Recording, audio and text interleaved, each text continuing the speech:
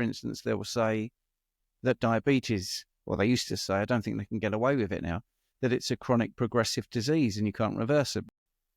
Yeah, I think these labels, the mainstream medicine, the mainstream medical people, the way they talk is so convincing, but actual practical experience shows that it's rubbish. Shows that, I've seen people on low carb, keto and carnivore all reverse their type 2 diabetes and come off their medications. The same with blood pressure. They've been able to lower their blood pressure.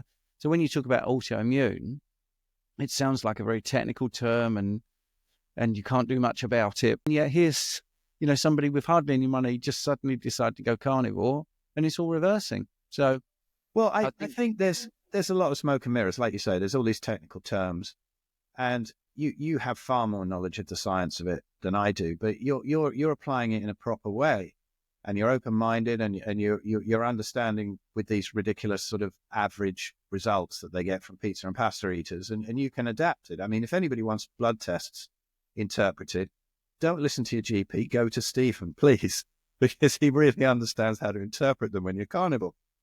But there's all these terms that they have, they're throwing around these terms like cytokine storms, and they sound very, very pro and knowledgeable, and people, your layman will get fooled into this. Oh, you've got this HLA-B27 issue, and anybody who has that, will develop arthritis.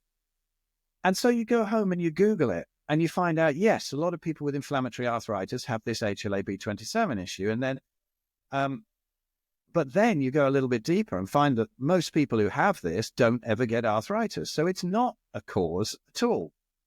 And they throw around all this stuff and misinterpret all these things, and they get brainwashed into it at med school.